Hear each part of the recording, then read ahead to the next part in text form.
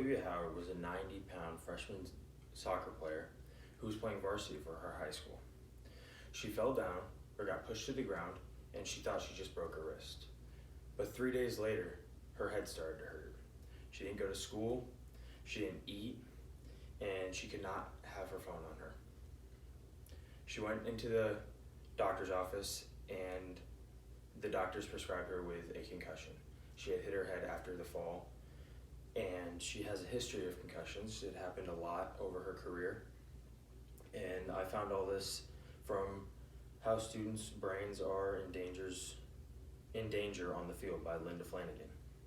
Stories like this are happening too much now. Today I will talk about 3 reasons why. Lack of proper equipment, rules not being enforced, and players play with concussions. The lack of proper equipment is pretty self-explanatory. They have helmets that don't fit, they don't have age-appropriate gear, they aren't worn correctly, and the biggest thing is they have no money to buy the new stuff. So high schools are running out of money and they can't buy the new fancier equipment that is more protective and safer for our kids. Also, there's no money in the community to buy the stuff for the kids. Another cause of the rise in concussions is that the rules are not being enforced properly. The refs need to enforce the rules for fair play, safety, and just sportsmanship in general. They need to make sure kids are avoiding hitting other players in the head on purpose, using helmet to tackle in football, illegal contact, and trying to injure another player. I know at my high school, I had a kid that was my friend and he went D1 in football, and every game, the opposing team all targeted him. So every game when he got tackled, there was 7 guys tackling him, and there would be another one that would run in with his helmet.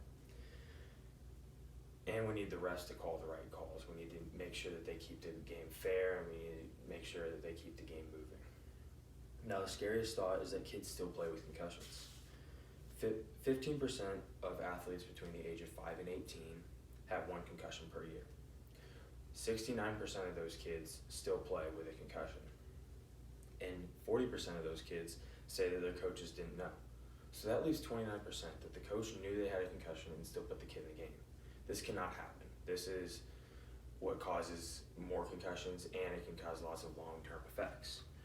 Some long-term effects include how they can't concentrate, memory loss, personality changes, sensitivity to light and noise, struggle of sleep, and as Cade mentioned earlier in the week, it can cause depression.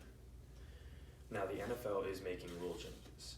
They changed the rule to try to protect the hitting of a defensive player above the shoulders, and they went through it with every team in training camp with their coaches, and then the coaches relayed it to the players. And now it is still a problem in the NFL with things. They have the targeting rule now in place in high school, college, and NFL, and that is if you hit a player in the head on purpose, or it looks like it's on purpose, then you will be thrown out of the game. And if you do that in the second half, you miss the rest of the game and the first half of the second game.